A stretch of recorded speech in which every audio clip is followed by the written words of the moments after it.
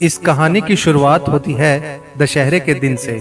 पूर्णिमा अपनी दोस्त के घर रावण दहन देखने के लिए जाती है, जहां उसकी मुलाकात उसकी दोस्त के चचेरे भाई हेमंत से होती है। दोनों एक दूसरे को जानते हैं और फिर दोनों की दोस्ती हो जाती है।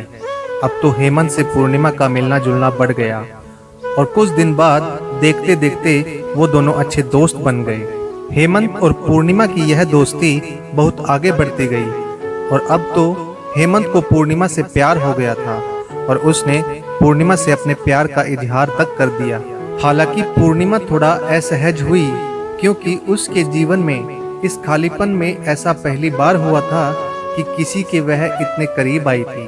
पूर्णिमा ने तब तो कुछ नहीं कहा, लेकिन बाद में हमेशा हेमंत के बारे में सोचती और अपने मन के ख्वाबों को बुनती रहती। कई बार तो उसने यह बात हेमंत से भी साझा की और जो बात आगे बढ़ी तो पूर्णिमा के इस खालीपन की जगह पर हेमंत का ऐसा असर हो गया था कि अब तो पूर्णिमा को भी हेमंत से प्यार हो गया।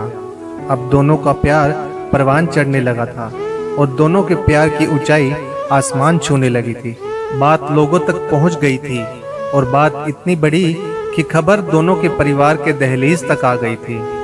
बात जब पूर्णिमा के परिवार तक पहुंची तो पूर्णिमा के परिवार वालों ने पूर्णिमा को काफी समझाया। परिवार की मान मर्यादा, इज्जत व ना जाने कितने कितने ताने दिए।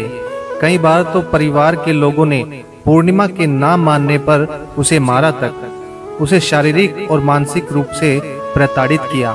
पर कहते हैं ना, प्यार के लिए यह बहुत छोटी सी चीज है और शायद इसीलिए पूर्णिमा का प्यार के सफर में उसके कदम का पीछे न हटना इसकी गवाही देता है। सामाजिक रूढ़िवादिता व परिवार के लाख कोशिश करने के बाद भी जब ये रिश्ता नाकाम होता नहीं दिख रहा था, तो इन दोनों के पक्ष में एक दलीलें थी कि दोनों एक ही जाति व समाज से थे।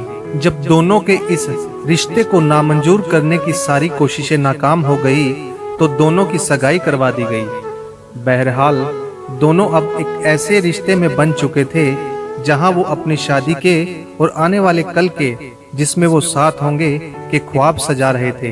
पर कहानी का यह सफर यहाँ पर खत्म नहीं होता। कहते हैं ना, नियति जिंदगी के पड़ाव को कब आखिरी पड़ाव बना दे यह कोई नहीं जानता। कल गणगौर है। आज पूर्णिमा बहुत खुश थी कि कल गणगौर है और हेमंत उससे मिलने आने वाला है।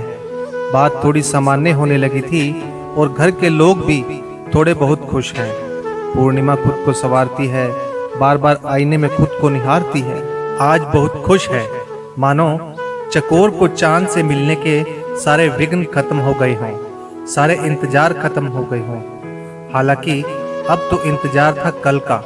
पूर्णिमा के लिए ये पल मानो एक दिन का नहीं, हजारों हजारों वर्षों का था। वह प्रतीक्षा में एक एक पल को बड़ी ही कठिनाइयों से बिता रही थी, लेकिन मन में मिलने की उत्कंठा व आशा थी। पर आज वह बहुत खुश थी।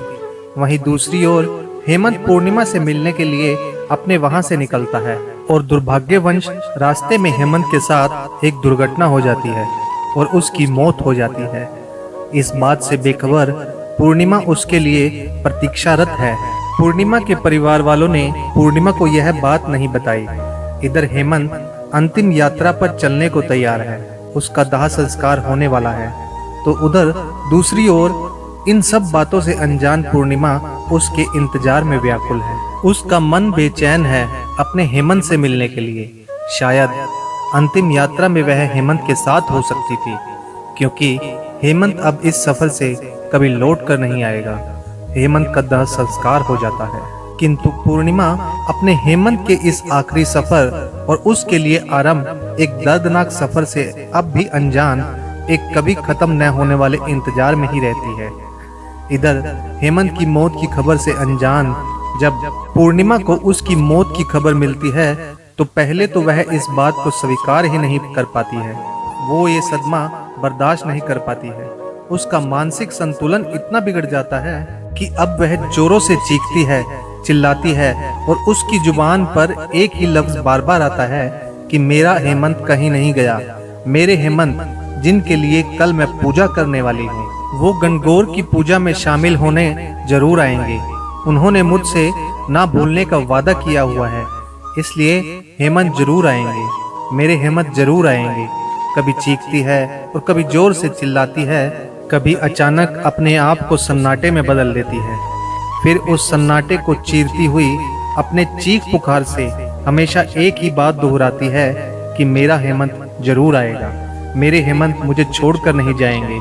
अब इस बात को हुए महीनों बीत गए हैं, पर उसके जुबान में बस एक ही बात है, मेरे हेमंत मुझे छोड़कर नहीं जा सकते, वह जरूर आएंगे। इन सब के बीच परिवार के लोग व समाज के अन्य लोग जो इसके प्यार को नाकाम करने में अपनी तमाम कोशिशें कर चुके थे, वह लोग जो कभी ना जाने कितने ताने सुनाया करते थे तो कभी तानों की बरसात कर दिया करते थे, आज उनकी आंखों में भी आंसू थे पूर्णिमा की हालत को देखकर। आज वो लोग भी उनके प्यार की बात कर रहे थे जिन्होंने कभी उनके प्यार को नहीं समझा था, और प्रार्थना कर रहे थे पूर्णिमा के जल्द ठीक होने की, उसकी जिंदगी की खुशियां की दुआ मांग रहे थे। क्या उनकी आंखों में आंसू पश्चाताप के आंसू हैं?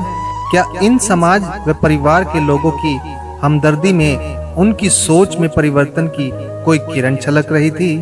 क्या जो लोग कभी इन्हें ताने दिया करते थे वो आज जो भगवान से प्रार्थना कर रहे हैं इसके ठीक होने की, क्या ये उनकी हृदय की गहराइयों से की गई प्रार्थना थी?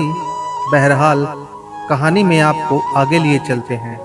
कहानी के उस पड़ाव पर हम पहुंच चुके हैं जहां पर पूर्णिमा की जिंदगी की शुरुआत होने से पहले ही खत्म होता दिख रहा था। खैर, बहुत दिन गुजर गए थे। अब पूर्णिमा खामोशी के साथ रहने लगी थी। अपनी खामोशी में अपनी घुटन को छुपाए बैठी रहती थी, किसी से कुछ नहीं कहती, अपने जज्बातों को अपने सिराहने में समेटे रहती।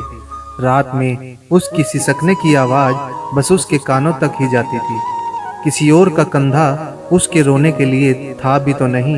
इसी बीच परिवार की ओर से दलील दी जाने लगी कि अब कौन करेगा इससे शादी, और यदि बेटी की शादी नहीं होगी तो समाज में लोगों के बीच क्या मुंह दिखाएंगे। यह सोचकर हेमंत के छोटे भाई से पूर्णिमा की फिर से सगाई करवा दी गई। ना चाहते हुए भी पूर्णिमा को फिर एक रिश्ते में बांध तो दिया गया, पर वह महीनों तक, वर्षों तक जिंदा होकर भी मरती रही, सहती रही सारे ताने, सारी प्रताड़ना। अब वह जिंदा होकर भी मर चुकी थी, थक चुकी थी अपनी जिंदगी के सफर में, और अब वह इतना थक चुकी थी कि धीरे धीरे अपने हालातों से समझौता करना सीख लिया था, और शायद इसीलिए अब तो खुश रहने लगी थी। परिवार के अन्य सदस्यों के सामने और लोगों के सामने अपने दुख को छुपाने की भरसक पूरी कोशिश करने लगी थी। फिर शुरू हो गई इस समाज के अन्य लोगों की अपनी अपनी पूर्वाग्रह तथा दलीलें। फिर से लांछन लगाना शुरू कर दिया गया और प्यार का मजाक बनाने का एक और नया हथकंडा मिल गया। अब उसकी खुशी पर न जाने कितनी बातें लगी कि देखो कितना खुश है, मानो कुछ हुआ ही ना हो। ध्यान रहे, ये वही लोग हैं जो कुछ ही समय पूर्व पूर्णिमा के हालातों पर आंसू तक बहा रहे थे और भगवान से प्रार्थना की थी उसके जल्दी ठीक होने की। आज वही लोग इस पर चरित्रहीनता के आरोप मढ़ रहे थे। इन सभी बातों ने उसके जीवन में पुनः वही सारी विपदाओं को ला खड़ा कर किया जो उसने पहले भी देखी थी। मानो उसके जीवन में दुखों का साया फिर से आ गया। उसके हंसते खेलने वाले जिंदगी में फिर से दुखों का बवंडर आ गया। अब वह फिर से टूटने लगी। समाज ने तो यहाँ तक कहना शुरू कर दिया कि इसने जो कुछ भी किया था वह नाटक था, वह सारा प्यार, वह सारा दुख तो दिखावा था, वह तो महज एक छल था।